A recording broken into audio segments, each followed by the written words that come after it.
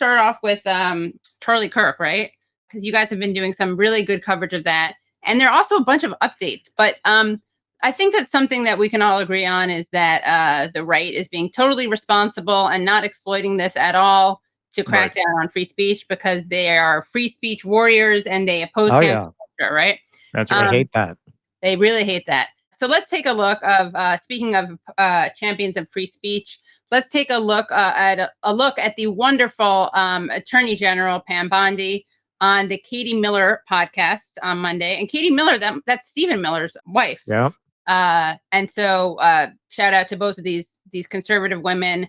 And of course, Katie Miller says that she needed to create a conservative podcast because there's no space for conservative women online, which was news to me.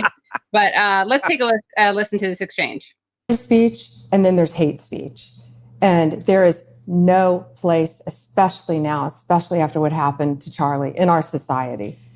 Do you see more law enforcement going after these groups who are using hate speech and putting cuffs on people so we show them that some action is better than no action? We will absolutely target you, go after you if you are targeting anyone with hate speech, anything. And that's across the aisle.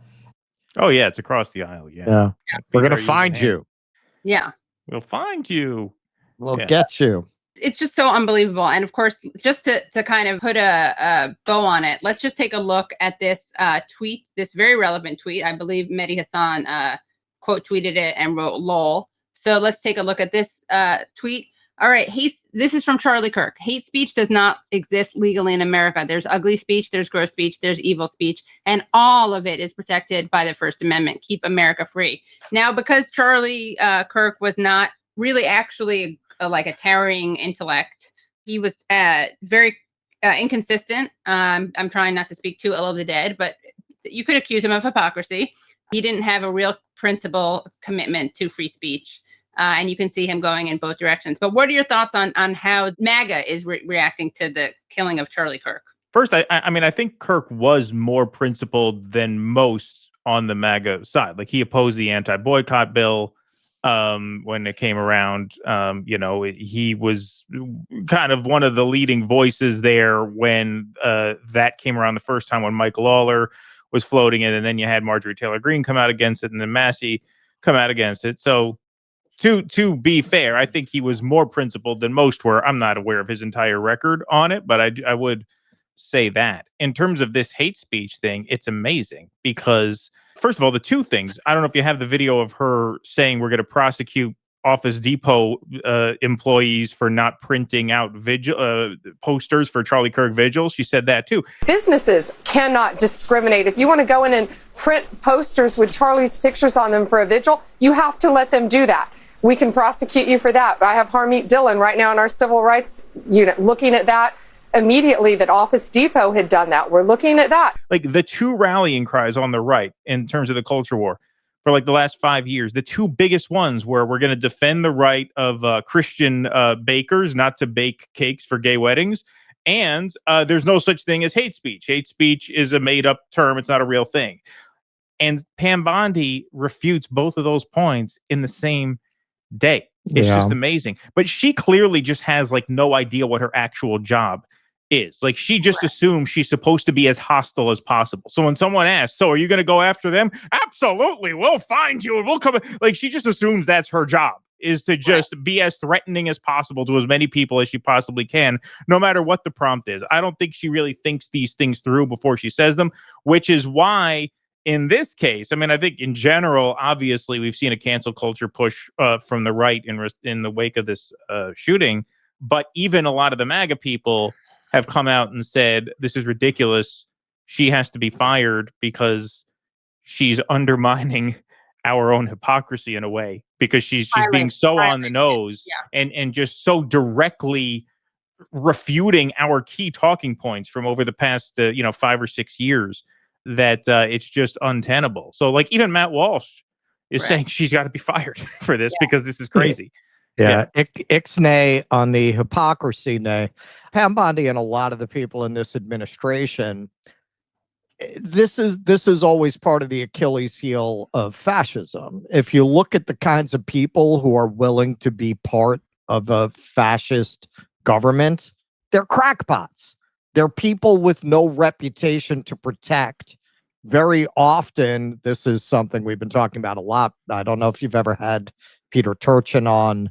I've been reading his book. His theory of elite overproduction combined with mass immiseration, and they tend to go together, tends to lead to this kind of social instability and fascist takeovers. And it makes sense because part of his thinking is, the elites turn on a wealth pump and suck the wealth up to themselves, which leads to elite overproduction. So then you wind up with a lot of frustrated children of the elites who can't find a position. Then you get a fascist government like this, and you got a lot of people like Pam Bondi who have no real talent, quite the opposite. And their one talent, their appeal for an administration like that is that they'll do anything. They'll do anything because they don't have options. They don't have a reputation to protect. Nobody with a future is going to be part of an administration that is very likely to end up making them a despised historical figure and possibly somebody who's eventually going to be open to prosecution. Yeah, inshallah. Yeah. Yeah, let's hope. Yeah. Well, that's interesting. No, I'll have to look into that. What is it called? Elite overproduction? Yeah. His last book was called End Times, and he really lays out his theory there, and it lines up very well with what we're seeing today. Like, you see a lot of, usually in a sneering way, you'll see it coming from places like the Wall Street Journal, where they talk about Mamdani as a kind of revolution of the elites. They're not entirely wrong. Like, if you look at the class of people who surround Mamdani, 10 years ago, they were the people we were fighting about over Hillary Clinton and Bernie. Like, most of them would have aligned with Hillary Clinton. The system's not working for them anymore. That's what's radicalized them. Right. And that's essentially Turchin's theory, that when you have this combination of a frustrated elite class whose aspirations are not being met and popular immiseration, it's very combustible, and it leads to social instability and very often revolution. Now, in this country, and an uptick in podcasting. And an uptick in podcasting. Well, that was 1916. St. Petersburg had like 5,333 podcasts. No, Keaton keeps pointing out, one of the things, and one of your previous guests was talking about this. A lot of people who spend time in this space, speaking of podcasting, are under the impression that there's more of a revolutionary left movement around them than there is. Like, this country collapses into civil war. The smart money's on the fascists. Those Duck Dynasty motherfuckers are gonna kill you, man. Yeah, right. Yeah, like what Nudo was saying. Yeah, exactly. Like, there's morality, but just morality aside, if we can just pause morality, like, that's why, I was very when the killing happened, and I thought it was someone on the left, which it's not. We can get into that. I was really angry. I was like, how could you possibly, if you're a leftist, you can't possibly think that this is a good idea. Like, there will be so much blowback. And the other side is we are so outarmed. So by like the people on the ranges, as Nuda referred to, and the state, we have no chance. So we got this protesters that continually interrupt Senate confirmation hearings should be arrested and never be allowed back. # lock them up. Not very good, Charlie. Not very good. Anti-cancel culture. What else do we got? This is kind of ominous. Sure, arrest the protesters on campus, but they are still in your country. They are here, multiplying by the day and increasing in resolve. Many Americans are finally waking up to the reality that many of their fellow citizens hate the West, and they aren't going anywhere.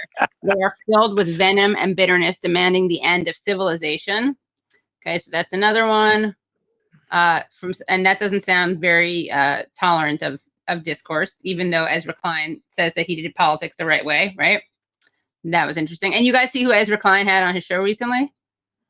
Am I the only Matt. one in this space who doesn't give a fuck about Ezra Klein? Everybody keeps bringing up Ezra Klein. I Ben I never read. Shapiro. I didn't read his Ben article. Shapiro. Oh yeah, yeah, Which you kind of Shapiro. can't make up, like after praising Charlie Kirk. Okay, Charlie Kirk writes, a mass pro-Gaza protester at UCLA explains how leftists are dead set on tearing down America's institutions.